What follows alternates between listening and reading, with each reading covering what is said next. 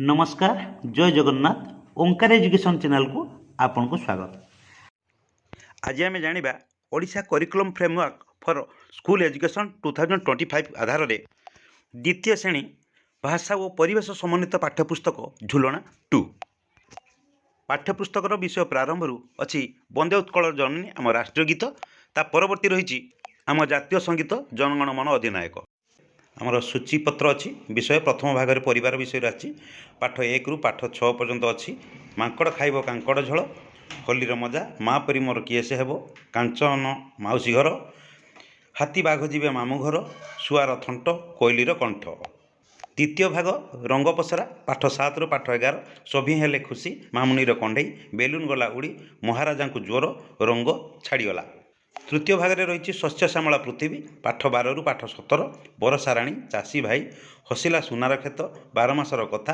कल्पनार जन्मदिन पाठ 17 है माटी मोर हसुथाऊ चतुर्थ भाग रही बंधुता पाठ 18 रु पाठ 22 पर्यंत हसिब पुणी आम धरणी बरगड़ धनुजात्रा पल्लवी पढ़िला पाठ एकतार बल ओडिशार पर्वपर्वाणी पंचम भाग रही आकाश ए पाठ 23 रु पाठ 27 चारि दिग सजाड़ी हेबा आमे झिलिमिली आकाश जह्नर लुचकाली खेल कहिल देखी मु किए पुस्तकर प्रथम भाग रही परिवार संबंध एक छवि देती से छवि को पिला माने देखिबे आउ देखी से प्रश्न पचारे से बुझेबे तापर किसी सूचना रही चित्र आधारित शब्द कहे वाक्य कहे तापर पाठ 1 रही मांकड़ खाइब कांकड़ झोल ये छवि रही एक बजार रे परिवा दुकान छवि रही ये गोटे कविता अच्छी मांकड़ कहिला बापा को दिने कांकड़ खाइबी भाभी मने पाइले टंका दोकान रु किणी आनिबी लंका कांकड़ काटी जीरा को बाटी छुंक दे तुम्हें झोल करदेव लगे स्वाद खाइबी चाटी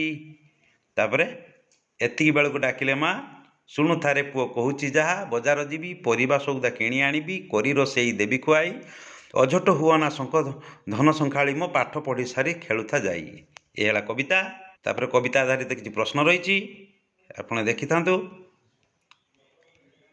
किसी प्रश्न रही तापर नेक्स्ट कौन विषय अच्छी देखा ए विषय रही पाठ 2 होलीर मजा एठी गंगाधर बसी पाठ पढ़ु थाए बापा ऑफिस रे आसी पहुँचले गोटे गोटे गल्प छोट गल्प अच्छी तापर किसी अभ्यास प्रश्न देइछि तापर किसी प्रश्न अच्छी नेक्स्ट विषय रही पाठ 3 माँ परी मोर किए से हेब माँ परी मोर किए से हेब कल धरी मते गेल करिब जनमामू मते देखाउथिब नाना बाया गीत गाई शुआई देब माँ परी मोर किए से हेब धूली हेले मते झाड़ी से देब मो पाई केते से गाली शुणिब ज्वर हेले पाखे जगी बसिब प्रभु को मनासी सेवा करिब माँ परी मोर किए से हेब फेरला बाट को चाह बसब निजे न खाई से खुआई देब हाथ धरी पाठ पढ़ाई देब नुआ नुआ कथा शिखाउथिब माँ परी मोर किए से हेब माँ थिले घर खुशी रे हसे विपद आपद पाखे न पसे माँ को केबे भी दुख न देब सुखे दुखे तार पाखरे थिब माँ परी मोर किए से हेब तापर किछि अभ्यास पाठ म फला न फला लेखिब म फला लगाई शब्द गढ़ चित्रु न फला लगाई चित्र लेखिब शब्द लेखिब गद्य रूप पद्य रूप एमती लेखिब माँ विषय 3 धाड़ी लेखिब मझिरे शिक्षक अभिभावक पाई शेष सूचना रही पूर्व भली पाठ्यपुस्तक जमी थिला सूचना से भली देइछि पाठ 4 अच्छी कांचन माउसी घर बांछा माउसी एठी घर घर नुहे श्वेत मंदिर गुरुवार दिन सकाळ उठी कांचन माउसी पकांती झोटी घरटी तांकर सफा सुतुरा सजा सजा लगे भारी सुंदर साज सजा लगे भारी सुंदर फूल फल गच बगीचा सारा घर आगे तुलसी चौरा अक्षर को सजाड़ी लिखिए कार्यपुस्तिकार आम ढांचा भाया किसी प्रश्न देती पाठ्यपुस्तक किसी प्रश्न भी देती किसी भल कथा ये लिखाई पिला अभ्यास करेंगे युवा भल कथा बोली से जानवे पाठ 5 अच्छी हाथी बाघ जीवे मामू घर हाथी बाघ जीवे मामू घर मन उड़ूला फर फर अजाई आउ मामू माई रही बाट चाही मामू आनी मांस रखिथिबे माई तरकारी करिथिबे आखु ताल पत्र हाथी पाई किणी आनिथिबे अजा पाई ସାଙ୍ଗ ମେଳେ ହେବ କେତେ ଖଟି ମଜାରେ କଟିବ ଖରା ଛୁଟି ଧୀରେ ଧୀରେ ରାତି ପାହିଗଲା ସକାଳୁ କୁଆଟାରା ବିଦାଲା ଭଡ଼ାରେ ଆଣିଲେ ଅଟୋ ଗାଡ଼ି ବସିଗଲା ହାତୀ ଗୋଡ଼ ଟେକି ବାଘକୁ କହିଲା ପଛେ ବସି ପଞ୍ଝାରେ ଧରି ତା ଲାଞ୍ଜ ବସି କେଁ କଟ କଟ କଲା ଗାଡ଼ି ପଡ଼ିଲେ ସେମାନେ ମୁହଁ ମାଡ଼ି ଶବଦ ଶୁଭିଲା ଠୋ ଠା ଚକା କରିଥିଲା ବଡ଼ ଆଁ। ଏ ଗୀତ ପରେ କିଛି ଅଭ୍ୟାସ ପ୍ରଶ୍ନ ଦେଇଛି, ଛୁଆମାନେ ଏଠି ଦେଖିବେ, ପଢ଼ିବେ, ଚିତ୍ର ଦେଖି ଲେଖିବେ। ପାଠ 6ରେ ରହିଛି ଛୁଆର ଥଣ୍ଟ କୋଇଲିର କଣ୍ଠ। ଏ ଗୋଟେ ଗପ ରହିଛି, ଏଥିରେ ଅଭ୍ୟାସ ପ୍ରଶ୍ନ ଦେଇଛି ଶୁଆର ଥଣ୍ଟ ଦେଖିବାକୁ କିପରି, ଗପରେ କାହାକୁ ନାନୀ ବୋଲି କୁହାଯାଇଛି, ତୁମେ ଲଣ୍ଠନ ଦେଖିଛ କି, କୋଇଲି ଘରକୁ ଛୁଆମାନେ କାହିଁକି ଯାଉଥିଲେ, ଲଣ୍ଠନ ମାନେ ସମ୍ପର୍କିତ କିଛି ଶବ୍ଦ ଏଠି ଅଛି ଚିତ୍ର ସହ। ଚିତ୍ର ଦେଖି ପିଲାମାନେ ବାକ୍ୟଟିଏ ଲେଖିବେ। କିଛି ପ୍ରଜାପତି ତା ଦେହରେ ଛବିରେ ରହିଛି କିଛି ଶବ୍ଦ ରହିଛି, ଲଣ୍ଠନ ସମ୍ବନ୍ଧିତ ଶବ୍ଦ ତାକୁ ଯୋଡ଼ି ଏଠି ଲେଖିପାରିବେ। ଘଣ୍ଟା ନଥିଲେ କ'ଣ ହୁଅନ୍ତା, ଏଠି ଶିକ୍ଷକଙ୍କୁ ମା ବାପାକୁ ପଚାରିକି ଛୁଆମାନେ ଲେଖିବେ। ଦ୍ୱିତୀୟ ଭାଗ ରହିଛି ରଙ୍ଗ ପସରା, ଏଠି ଏକ ଛବି ରହିଛି, ହୋଲି ରଙ୍ଗ ଦିଆଯାଇଛି, ଏଠି କିଛି ଛବି ଅଛି। ପିଲାମାନେ ଏଠି ଶିକ୍ଷକଙ୍କ ସୂଚନା ଅନୁସାରେ ଶିକ୍ଷକମାନେ ପିଲାମାନଙ୍କୁ ପଚାରିବେ, ପିଲାମାନେ ଉତ୍ତର ଦେବେ। ପାଠ 7 ରହିଛି ସଭିଏଁ ହେଲେ ଖୁସି। এই ସଭିଏଁ ହେଲେ ଖୁସି କବିତାଟି ଟିକେ ପଢ଼ିବା। ପଲ୍ଲବୀ ପ୍ଲାବନ ଭାଇ ଭଉଣୀ ମନରେ କରିଲେ ବିଚାର, ମୁରୁଜ ଆଣିବେ ଝୋଟି ପକାଇବେ କରିବେ ଘର ସୁନ୍ଦର, ସାଇକେଲ ଚଢ଼ି ଭାଇକୁ ବସାଇ ପଲ୍ଲବୀ ଗଲା ବଜାର, ନାଲି ହଳଦିଆ ନୀଳ ଘନ ନୀଳ ସବୁଜ ରଙ୍ଗ କିଣିଲା, ପ୍ଲାବନ ଦେଖିଲା ପାଖ ଦୋକାନରେ ଧଳା ବାଇଗଣି ଅଛି, ଭଉଣୀକୁ ଡାକି କାନେ କହିଦେଲା ଏଥିରୁ ନବା ତ କିଛି, 7 ରଙ୍ଗ ଧରି ତର ତର ହୋଇ ଘରକୁ ଆସିଲେ ଧାଇଁ, ଆଙ୍କି ପକାଇଲେ ଭଳି ଭଳି ଛବି ହାତର ପରଶ ଦେଇ। এই କବିତାକୁ ପଢ଼ିବେ, ସାର୍ ଦିଦି ମାନେ ପିଲାମାନଙ୍କୁ ପଢ଼ାଇବେ, ନାଚ ଗୀତ ବି କରାଇବେ। খুব সুন্দর সুন্দর গীত নাচ রয়েছে। তারপরে প্রশ্ন উত্তর আলোচনা করবে। ଆଉ କ୍ଳ ଆଉ ଲ ଲଗେଇ କିଛି ଶବ୍ଦ ଲେଖିବେ, ଛବି ଦେଖି ଶବ୍ଦ ଲେଖିବେ। ପାଠ 8 ମାମୁନିର କଣ୍ଢେଇ, ଗୋଟେ କବିତା ଅଛି। କବିତାଟି କ'ଣ ରହିଛି? ମାମୁନିର ମନ ଭଲ ନାହିଁ, ସକେଇ ହେଉଛି କଇଁ କଇଁ, କଣ୍ଢେଇ ଗୋଟିଏ ନାହିଁ ତାର, ଲୁହ ଗଡ଼ିଯାଏ ସର ସର, ମାଟିର କଣ୍ଢେଇ ଗଢ଼ିଆଇ ମାମୁନି ପାଖରେ ଦେଲେ ଥୋଇ, ମାମୁନି ଟିକିଏ ଦେଲା ଚାହିଁ, କଣ୍ଢେଇ ଦେହରେ ରଙ୍ଗ ନାହିଁ, ସବୁ ରଙ୍ଗ ମାମୁଁ ହାତେ ଦେଖି, ମାମୁନିର ଆଖି ଗଲା ଲାଖି, ରଙ୍ଗ ଡବା ଧରି ଦୌଡ଼ିଲା, କଣ୍ଢେଇ ଗୁଡ଼ିକୁ ରଙ୍ଗ କଲା। ଏଭଳିଆ ଗୀତଟି ଅଛି, ପିଲାମାନେ ଗାଇବେ। ମୁଁ ତ ଦ୍ୱିପଦ ଗାଇଲିଣି। ତାପରେ କିଛି ଅଭ୍ୟାସ ପାଠ ରହିଛି। ଏଠି ଢଣ୍ଡ ଯୁକ୍ତାକ୍ଷର ବାଛି ଲେଖିବେ, ପିଲାମାନେ ପଢ଼ିବେ।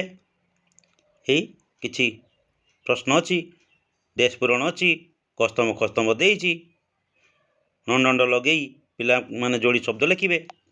ପାଠ 9 ବେଲୁନ ଗଲା ଉଡ଼ି, ଖରା ଛୁଟି ସମୟ ଭଟ୍ଟବାବୁଙ୍କ ପୁଅ ଅନନ୍ତ ଖରାବେଳେ ଶୋଇଥିଲା, ମା କାନ୍ଥକୁ ଲାଗି ତା ପାଖରେ ଶୋଇଥିଲେ। ତାପରେ ବେଲୁନ ବାଲା ଆସିଲା, ତାକୁ ବେଲୁନ କିଣିଲା। କାହିଁକି ଦେବି ବେଲୁନ, ବେଲୁନ ବାଲା କହିଲା କାହିଁକି ଦେବି, ଏପର ମୁଁ ବିକିବାକୁ ଆଣିଛି। ଏତିକି ବେଳେ ଅଜା ଘରୁ ଆସି ବାହାରି ଆସିଲେ, ଅନନ୍ତ ଅଜାକୁ ଦେଖି କହିଲା, ଅଜା ମୁଁ ବେଲୁନ କିଣିବି। এই ବିଷୟରେ ଛୁଆ ଦ୍ୱିତୀୟ ଟ ନନ୍ତନ୍ତ ନଥନ୍ଥ ଶିଖିବେ। ଚିତ୍ର ଦେଖି କିଛି ନାମ କହିବେ, ନନ୍ତନ୍ତ ଲଗାଇ ନୂଆ ଶବ୍ଦ ଲେଖିବେ। ଏଭଳି ଚକ୍ରରୁ ଦେଖି ନନ୍ତନ୍ତ ଲଗାଇ ନୂତନ ଶବ୍ଦ ଲେଖିବେ। ଚିତ୍ର ଦେଖି ବାକ୍ୟ କହିବେ। ପାଠ 10ରେ ଗୋଟେ ଗପ ଅଛି। ବାଘ ମହାରାଜାଙ୍କୁ ଜ୍ୱର, ପଶୁପକ୍ଷୀମାନେ ଜଗିକି ରହିଛନ୍ତି, ତାଙ୍କର ସେବା କରୁଛନ୍ତି। ସେ ବିଷୟରେ ଗୋଟିଏ ଗପ ଅଛି। ଆପଣମାନେ ଏଠି ପଢ଼ିବେ, ଛୁଆମାନଙ୍କୁ ପଢ଼େଇବେ।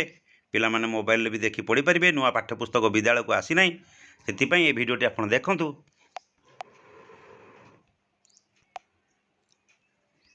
ଏଭଳିଆ ରହିଛି।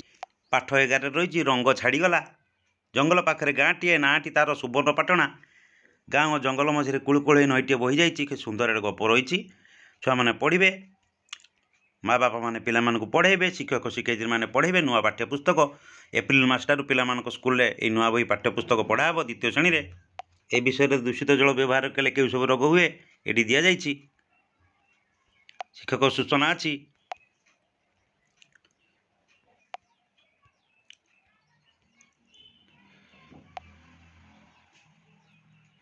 ପାଠ 13 ଚାଷୀ ଭାଇ ଅଛି। ଛବିରେ ଚାଷୀ ଭାଇ ହଳ କରୁଛି। ଗୋଟେ କବିତା ଅଛି, ଧଡ଼ଫଡ଼ ହୋଇ ବିଛଣା ଛାଡ଼ି କ୍ଷେତକୁ ବାହାରେ ଗାମୁଛା ଭିଡ଼ି, ସିନ୍ଦୁରା ଫାଟିଲେ ସକାଳ ହେଲେ ପଖାଳ ଖାଇ ସେ ବିଲକୁ ଚାଲେ। କିଏ? ଆମର ଚାଷୀ ଭାଇ। ତାପରେ ବଳଦ କାନ୍ଧରେ ଜୁଆଳି ଥୋଇ ଖଟୋଇ କ୍ଷେତରେ ଆନନ୍ଦ ହୋଇ ଧାନ ବିରିମୁଗ ଦିଏ ଫଳାଇ ସଭିଏ ବଞ୍ଚନ୍ତି ତାହାରି ପାଇଁ। ଭଲ ମନ୍ଦ ବାଛ ବିଚାର ନାହିଁ, ଖରା ବର୍ଷା ଶୀତ ସବୁ ସହଇ ମାଟିର ପୁଅ ସେ ମାଟିର କୋଳେ, ହଳ ଲଙ୍ଗଳେ ନିଇତି ଖେଳେ। ନିଜଠାରୁ ବେଶୀ ଦୁନିଆ ପାଇଁ ଚାଷୀ ଭାଇ ଆମ ଚିନ୍ତା କରଇ, ସବୁ ଅସମ୍ଭବ ସମ୍ଭବ କରେ, ସଭିଙ୍କ ମନରେ ଆନନ୍ଦ ଭରେ। ତାପରେ କବିତା ଆଧାରିତ କିଛି ପ୍ରଶ୍ନ ରହିଛି, ଛୁଆମାନେ କରିବେ। ଏଠି ମମ୍ଭ ଯୁକ୍ତାକ୍ଷରଙ୍କୁ ନେଇକି ଏଇ ବିଷୟଟା ରହିଛି। କିଛି ନୂଆ ନୂଆ ଗପ ଗୀତ ଦେଇଛି, ପୁରୁଣା ବହିଠାରୁ କିଛି ଚେଞ୍ଜ ହେଇଛି, କିନ୍ତୁ କ୍ୱେଶ୍ଚନ୍ ପ୍ୟାଟର୍ନ ସମାନ ଅଛି। କିନ୍ତୁ କିଛି ନୂଆ ନୂଆ ଶବ୍ଦ, ନୂଆ ନୂଆ ଚିତ୍ର ଦେଇଛି, ନୂଆ ନୂଆ ଗଳ୍ପ ଗୀତ ମଧ୍ୟ ଦେଇଛି। ପାଠ 14ରେ ରହିଛି ହସିଲା ସୁନାର କ୍ଷେତ।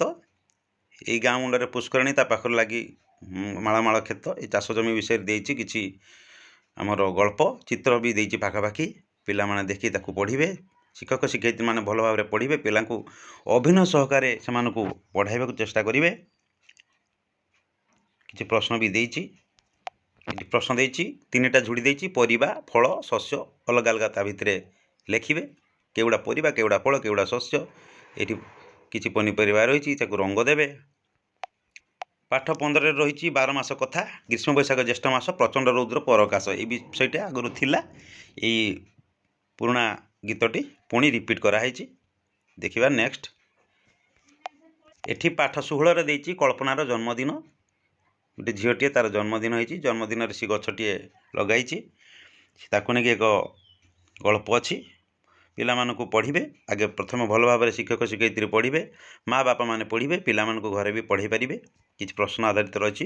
ଏଠି ଅଳ୍ପ ଅଳ୍ପ ଲଗାଇ କିଛି ଶବ୍ଦ ଲେଖିବେ, ସ୍ୱଳ୍ପ ଅଳ୍ପ ଗଳ୍ପ ଇତ୍ୟାଦି। କିଛି ଅଳ୍ପ ଅଳ୍ପ ଲଗାଇ କିଛି ଶବ୍ଦ ଲେଖିବେ। ଏଠାରେ କିଛି ନୈତିକ ଶିକ୍ଷାର ଛବି ଦେଇଛି, ଆପଣ ଟିକେ ନଜର ପକାନ୍ତୁ। ବାପା ମାଆଙ୍କୁ ସକାଳୁ ସେ ପ୍ରଣାମ କରୁଛି, ତା ଜନ୍ମଦିନରେ ବି ଜୁହାର ହେଉଛି। ପାଠ 17ରେ ରହିଛି ମାଟି ମୋର ହସୁଥାଉ। ଏଠି ଗୋଟେ କବିତା ରହିଛି। ଏ କବିତାଟାକୁ ଟିକେ କେମିତି ସ୍ୱର କରିକି ପଢ଼ିବା ଦେଖିବା। ପୁଷ୍ପପୁର ଗ୍ରାମେ ରହେ ଚାଷୀ ପୁଅ ନାମ ତାର ଦିବାକର। ଚାଷ କାମ ସହ ଅନ୍ୟ କାମେ ମଧ୍ୟ ଅଟେ ସିଏ ଧୁରନ୍ଧର। ନ କାଟି ସେ ଗଛ ବୃକ୍ଷରୋପଣକୁ ସଦା ଧ୍ୟାନ ଦେଇଥାଏ। ଗଛର ସୁରକ୍ଷା କରିବା ପାଇଁ କି ସଭିଙ୍କୁ ବୁଝାଇ କୁହେ। ଏଇ ସ୍ୱରରେ ସବୁ ତାର ପଦଟି ପଠନ କରିବେ। ମାଟି ମୋର ହସୁଥାଉ। ଦେଖିବା ତାପରେ କ'ଣ ରହିଛି। କିଛି ଗଛ ଲଗାଅ ଜୀବନ ବଚାଅ, ଗୋଟେ ଭଲ ମେସେଜ ଦିଆହେଇଛି। ପ୍ରତ୍ୟେକ ଜନ୍ମଦିନରେ ପିଲାମାନଙ୍କୁ କହିବେ ଗୋଟେ ଗୋଟେ ଗଛ ଲଗାନ୍ତୁ। ଗଳ୍ପ ଆଧାରିତ କିଛି ଏଠି ପ୍ରଶ୍ନ ଦିଆଯାଇଛି। ତାପରେ ଦେଖିବା 4ର୍ଥ ଭାଗରେ ରହିଛି ଆମର ବନ୍ଧୁତା। ଏଠି ମାଙ୍କଡ଼ ଗଛ ଉପରେ ଅଛନ୍ତି, ତଳେ ପିଲାମାନେ ଅଛନ୍ତି। ତାକୁ ଆଧାର କରି କିଛି ଛବି ବି ଦେଇଛି। ଆମ ବନ୍ଧୁତା କ'ଣ ରହିଛି ଦେଖିବା। ପାଠ 18ରେ ହସିବ ପୁଣି ଆମ ଧରଣୀ। ଏଠି ଗୋଟେ ଗପ ରହିଛି, ବଗ ଆଉ କାଉ ବିଷୟରେ ଗପ ଅଛି। ବନ୍ଧୁତା।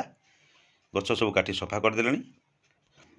ମେସେଜ ରହିଛି, ଏବେ କେମିତି ଆମ ଗରମ ହେଉଛି। ବୃକ୍ଷଲତା କାଟିବା ଫଳରେ ପ୍ରଚଣ୍ଡ ଆମର ଗ୍ରୀଷ୍ମ ପ୍ରବାହ ଜାରି ରହିଛି। ସେ ବିଷୟରେ ଗପଟିଏ ପଢ଼ିବେ, ପିଲାମାନଙ୍କୁ ପଢ଼ାଇବେ। ଗଛ ଆଧାରିତ କିଛି ଗଳ୍ପ ରହିଛି। ଦେଖିବା ନେକ୍ସଟ କ'ଣ ଅଛି। ଭିଡ଼ିଓଟି ଲମ୍ବା ହେଇଯିବ, ତେଣୁ ମୁଁ ଟିକେ ସ୍କିପ୍ କରିକି ମୁଁ ଆଗକୁ ଆଗଉଛି। ପାଠ 19ରେ ରହିଛି ବରଗଡ଼ ଧନୁଯାତ୍ରା। ମିଲୁ ଲିନୁ ବଜାର ଗଲେ, ଲୁସି ଥିଲା ତାଙ୍କ ସାଥେ। ଧନୁଯାତ୍ରା ବୁଲି ଦେଖିଲେ, ସେଠାରେ ଦୋକାନ ବସିଛି ଯେତେ। ବାଜା ଗୀତ ନାଚେ କମ୍ପେ ରଙ୍ଗମଞ୍ଚ 11 ଦିବସ ପାଇଁ। ଓଡ଼ିଶା ମାଟିର ଗୌରବକୁ ଏହା ଦିଅଇ ମନେ ପକାଇ। ହାତୀର ପିଠିରେ ବସି କଂସ ରାଜା ରାଇଜ ବୁଲନ୍ତି ନୀତି। ଯାତ୍ରା ଶେଷ ଯାଏଁ ପ୍ରଜାଙ୍କର ମନେ ଆଣି ଦେଇଥାଏ ଭୀତି। ଏହି ସ୍ୱରରେ এই ଗୀତଟାକୁ ବି ଗାଇପାରିବେ। ଆପଣ ନିଜ ସ୍ୱର ବି ଗୋଟେ ଦେଇପାରିବେ। ଦେଖିବା ପରବର୍ତ୍ତୀ କ'ଣ ରହିଛି। ଏଠି କିଛି ପ୍ରଶ୍ନ ଦେଇଛି। ଏଠି ସ ଆଉ ଭ, ଦ୍ୱିତୀୟ ଭ ଅଛି, ଭ ହେଲା। 2ଟା ଶବ୍ଦ ଅଛି, ନୂଆ ଶବ୍ଦ ଶିଖିବେ। ପିଲାମାନେ ଲେଖିବେ, ଶୂନ୍ୟସ୍ଥାନ ପୂରଣ କରିବେ, ଅସଜଡ଼ା ଶବ୍ଦ ସଜାଡ଼ିବେ। ଆକୁ ବିଭିନ୍ନ ଶବ୍ଦକୁ ଅର୍ଥ ପରିବର୍ତ୍ତନ ହେଉନଥିବା ଶବ୍ଦକୁ ବଦଳାଇ ଲେଖିବେ। କସ୍ତମ କସ୍ତମ କରିବେ। ପାଠ 20 ରହିଛି ପଲ୍ଲବୀ ପଢ଼ିଲା ପାଠ। ଏଠି ଗୋଟେ ଗପ ଅଛି। ପିଲାଟି ଛେଳି ଚରାଉଛି, ଝିଅଟି କିପରି ପୁଣି ସ୍କୁଲକୁ ଗଲା। ସୁନ୍ଦର ଗୋଟେ ଏକ ଗଳ୍ପ ରହିଛି। ଆରାମସେ ପଢ଼ିବେ, ପିଲାମାନଙ୍କୁ ପଢ଼ାଇବେ, ବୁଝାଇବେ। ଭଲ ଭାବରେ ପାଠ ପଢ଼ିବାର ମହତ୍ତ୍ୱ ବିଷୟରେ ପିଲାମାନଙ୍କୁ ବୁଝାଇବେ। ଏହି ବିଷୟରେ କିଛି ଅଭ୍ୟାସ ପ୍ରଶ୍ନ ଦେଇଛି। ତା ସଙ୍ଗେ ସଙ୍ଗେ ତକ୍ ତପ୍ ସ୍ତ, 3ଟି ଶବ୍ଦର ନୂଆ ଶବ୍ଦ ଶିଖିବେ, ଲେଖିବେ। এই ଚକ୍ରରୁ ଦେଖିକି ନୂଆ ଶବ୍ଦ ଗଠନ କରିପାରିବେ। ସୁନ୍ଦର ସୁନ୍ଦର ବଢ଼ିଆ ବଢ଼ିଆ କଥା ଦେଇଛି, ପ୍ରଶ୍ନ ବି ଭଲ ଦେଇଛି ନୂଆ ବହିରେ, ପିଲାମାନଙ୍କୁ ବହୁତ ପିଲାମାନଙ୍କ ପାଇଁ ଉପକାର ଲାଗିବ। ପାଠ 21ରେ ଅଛି ଏକତାର ବଳ। କଳାହାଣ୍ଡିର କାର୍ଲାପାଟ ଜଙ୍ଗଲ, ସେ ଜଙ୍ଗଲରେ ଠେକୁଆ, ବିଲୁଆ, ହରିଣ, ସମ୍ବର ସବୁ ରହିଛନ୍ତି। ଏଇ ଗୋଟେ ଜଙ୍ଗଲ ପଶୁପକ୍ଷୀକୁ ଆଧାରିତ ଏକ ଗଳ୍ପ ରହିଛି, ଭଲ ଲାଗିବ। ଶିକ୍ଷକ ଶିକ୍ଷୟିତ୍ରୀମାନେ ଅଭିନୟ ସହକାରେ ଭଲ ଡାଇଲଗ୍ କହି ସେମାନଙ୍କୁ ବୁଝିଲା ଭଳିଆ ଯଦି ଗଳ୍ପ କହିବେ, ସେମାନେ ନିଶ୍ଚୟ ପାଠ ବହି ପଢ଼ିବେ, ନିଜେ ନିଜେ ଲେଖିବେ। ଏ ବିଷୟରେ ପ୍ରଶ୍ନ ବି ଦେଇଛି ଏଠି। च ଆଉ ଛ, ଦ୍ୱିତୀୟ च ଦ୍ୱିତୀୟ ଛ ଲଗେଇ କିଛି ନୂଆ ଶବ୍ଦ ଲେଖିବେ, ପଢ଼ିବେ। ସେ ଆଧାରିତ କିଛି ଏକ୍ଜାମ୍ପଲ୍ ବି ଦେଇଛି। ପିଲାମାନେ ନୂଆ ଶବ୍ଦ ଲେଖିବେ, ପଢ଼ିବେ, ଦେଖି ଦେଖି ଲେଖିବେ। ଜଳ ଭାଗରେ ରହୁଥିବା ଜୀବଜନ୍ତୁ, ସ୍ଥଳ ଭାଗରେ ରହୁଥିବା ଜୀବଜନ୍ତୁ ବି ସେମାନେ ଲେଖିବେ। ଏଠି ବସ୍ତୁର ନାମ ଅନୁସାରେ ପାଣିରେ କିଏ ମିଶିଯିବ, କେଉଁଟା ପାଣିରେ ମିଶିବ ନାହିଁ, କିଛି ପଦାର୍ଥ ଦିଆହେଇଛି। ଭଲ ବଢ଼ିଆ ଦେଇଛି, ପିଲାମାନଙ୍କ ପାଇଁ ବହୁତ ଉପକାର। ପାଠ 22ରେ ଅଛି ଓଡ଼ିଶାର ପର୍ବପର୍ବାଣୀ। ଏ ଛବି ଦେଖନ୍ତୁ, ଏହା କେଉଁ ପ୍ରକାର ପର୍ବ। ତୁମେ ରଥଯାତ୍ରା ଦେଖିବାକୁ କେଉଁଠିକି ଯାଅ, ଏସବୁ ଅଛି। ବିଭିନ୍ନ ଗଣେଶ ପୂଜା, ରଥଯାତ୍ରା, ତାପରେ ଏଠି ରହିଛି କ'ଣ ଏଟା, ବିଭିନ୍ନ ଆମର ଧର୍ମର ଲୋକ, ବିଭିନ୍ନ ଭାଷାଭାଷୀର ଲୋକ ସବୁ ରହିଛନ୍ତି। ଏଠି ଦୀପାବଳିର ଛବି ଦେଇଛି। ତୁମ ଅଞ୍ଚଳରେ କି ପର୍ବ ପାଳନ ହୁଏ, ସେ ଆଧାରିତ କିଛି ପ୍ରଶ୍ନ ଦେଇଛି। ପଞ୍ଚମ ଭାଗ ଅଛି ଆକାଶ। ଆକାଶର କ'ଣ କ'ଣ ଯାଏ ସବୁ ଛବି ଦେଇଛି। ସେ ଅନୁସାରେ ପିଲାମାନେ ଦେଖିବେ, ଦେଖିକି ଉତ୍ତର ଦେବେ। ସୂଚନା ଦିଆଯାଇଛି ଶିକ୍ଷକଙ୍କ ପାଇଁ, ସେମାନେ ସେ ସୂଚନା ଆଧାରରେ ପିଲାମାନଙ୍କୁ ପ୍ରଶ୍ନ ପଚାରିବେ, ପିଲାମାନେ ମୁକ୍ତ ଉତ୍ତର ଦେଇପାରିବେ। ପାଠ 23ରେ ରହିଛି ଚାରି ଦିଗ। ସକାଳୁ ଉଠି ଜେଜେମା ମୋର 22 ପାଇଟି ସାରେ, ବୁଲିବା ସାରି ସମ ଜେଜେବା ଯୋଗ କରନ୍ତି ଘରେ। ତାପରେ ଡାକିଲେ ଜେଜେ ଚୁନୁମୁନୁକୁ, ପାଖରେ ଯାଅ ବସି, ଦେଖାଇବି ଚାରିଟି ଦିଗ, ଜାଣିଲେ ହେବ ଖୁସି। ସକାଳ ହେଲେ ସୂରୁଜ ଆଡ଼େ ମୁହଁ କରିବ ଯେବେ, ପୂର୍ବ ଦିଗ ଅଟଇ ତାହା ତୁମେ ଜାଣିବ ତେବେ। ଦୁଇ ହାତକୁ ଦୁଇ ଆଡ଼କୁ ତୁମେ ମେଲାଇ ଦେବ, ଡାହାଣ ହାତେ ଦକ୍ଷିଣ ଦିଗଟି ବାମେ ଉତ୍ତର ହେବ। ଏହି ଚାରି ଦିଗ ବିଷୟରେ ପିଲାମାନଙ୍କୁ ସୂଚନା ଦିଆଯାଇଛି, ସେହି ଆଧାରିତ ଇଏ କବିତାଟି। ଭଲ ସୁନ୍ଦର, ପିଲାମାନଙ୍କ ପାଇଁ ବହୁତ ଭଲ ଶିକ୍ଷଣୀୟ ପାଠ୍ୟପୁସ୍ତକ ହେଇଛି। ଯୋଗ ପ୍ରାଣାୟାମ କରିବା ପାଇଁ କିଛି ଏଠି ନମୁନା ଦେଇଛି, ସେଇଭଳି ଛୁଆମାନଙ୍କୁ କରାଇବେ। ବିଦ୍ୟାଳୟ ଚାରି ଦିଗରେ କ'ଣ କ'ଣ ଅଛି ଶିକ୍ଷକମାନେ ପଚାରିବେ, ଦେଖାଇବେ, ସେମାନଙ୍କୁ ପଚାରି ତାଙ୍କୁ ଉତ୍ତର କହିବାକୁ କହିବେ। ପୁରୁଣା ପାଠ୍ୟପୁସ୍ତକ ଭଳି ଏଠି ଚିତ୍ର ଟିକେ ବଦଳି ଦେଇଛି। ଠେକୁଆ କଇଁଛ ଗପ ରହିଛି। ଏ ଆରମ୍ଭ 1 2 3 କରିକି ଗପର କ୍ରମରେ ସେମାନେ ଦେଖିବେ। ଗପ ପ୍ରଥମେ କହିଦେବେ, ସେମାନେ ଗପକୁ ଦେଖି ଦେଖି ସେଇ ଗପକୁ କହିପାରିବେ।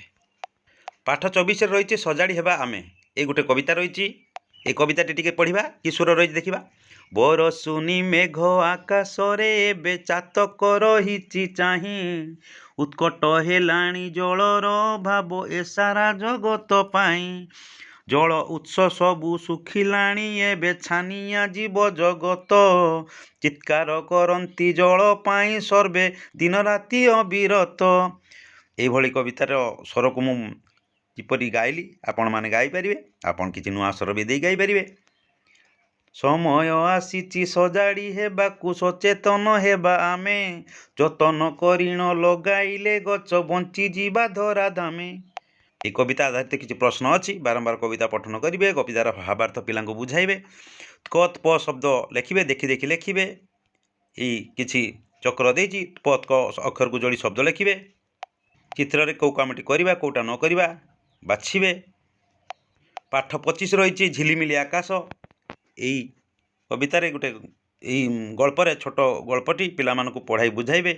ପିଲାମାନେ ଧୀରେ ଧୀରେ ଆରାମସେ ପଢ଼ିପାରିବେ। ପାଠ 26 ରହିଛି ଜହ୍ନର ଲୁଚକାଳି ଖେଳ। ଏ ଗୋଟେ ଗପ ରହିଛି।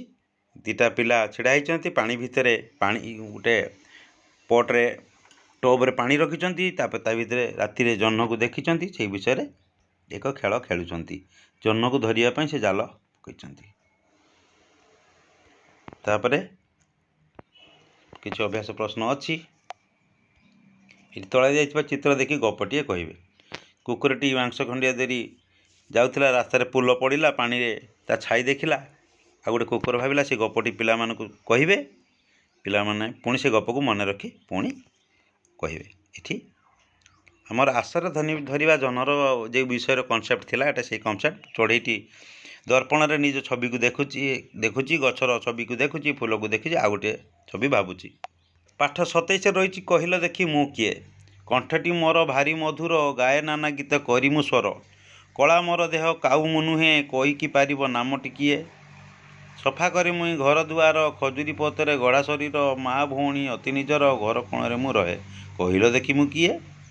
ଫୁଲ ଫଳ ଦେଇ ବରଷା କରାଇ ବାଟୋଇକି ଦିଏ ଛାଇ ଘର ତିଆରି ଓ ରୋଷେଇ କାମରେ ଲଡ଼ା ହୁଏ ଥାଇ ମୁଇଁ କୁହ ତମ ନାମ କେହି କାଗଜରେ ଗଢ଼ା ଦେହଟି ମୋର ରଙ୍ଗ ବେରଙ୍ଗର ଅତି ସୁନ୍ଦର ନାନ ଗପ ଗୀତ ମଦେହ ଥାଏ ବସ୍ତାନୀ ଭିତରେ ମୁହିତ ଥାଏ କହିଲ ଦେଖି ମୁଁ କିଏ ବହୁତ ବଢ଼ିଆ କଥା କହିଲ ଦେଖି ଯେପରି ଥିଲା ଦ୍ୱିତୀୟ ଶ୍ରେଣୀ ବହିରେ ସେଭଳି ତ ଦିଏ କ୍ଷୀର ଛେନା ଗୋବର ଖତ ସଭିଙ୍କର ଅଟେ ମାଟି ମୁହିଁ କହିକି ପାରିବ ନାମଟି କେହି ବହୁତ ସୁନ୍ଦର ଅଛି ଏଟା ଅନ୍ତିମ ବିଷୟ ରହିଛି ଗୋଟେ ଅଭ୍ୟାସ ପାଠ ରହିଛି କିଏ କୁରାବେ ମୋ ଦାନ୍ତ ଓ କାନ ବଡ଼ ଏସବୁ ଅଛି କିଛି ଅଭ୍ୟାସ ପ୍ରଶ୍ନ ଚିତ୍ର ଦେଖି ରଙ୍ଗ ଦେବେ ପିଲାମାନେ ଶବଦ ଶବ୍ଦ ଏଇଠି ଗଦ୍ୟ ପଦ୍ୟ ରୂପ ଲେଖିବେ ଏସବୁ ହେଲା ଶିକ୍ଷକଙ୍କ ପାଇଁ ସୂଚନା ରହିଛି ପ୍ରତ୍ୟେକ ବିଷୟରେ ଏ ବହି ଶେଷ 204 ପେଜ୍ର ଏ ବହିଟି ଆପଣମାନେ ପିଲାମାନଙ୍କୁ ପଢ଼ାଇବେ ସୁନ୍ଦର ଅଭିନୟ କରି ଆପଣ ଗଳ୍ପକୁ ପଢ଼ାଇବେ ସୁନ୍ଦର ସ୍ୱର କରିକି ଗୀତ କି ପିଲାମାନଙ୍କୁ ପଢ଼ାଇବେ ବାରମ୍ବାର ପଢ଼ିଲେ ପିଲାମାନେ ପାଠପଢ଼ା ବହିର ମୁଖ୍ୟ ସତ୍ୟକୁ ଆସିବେ ନିଜେ ନିଜେ ପଢ଼ିପାରିବେ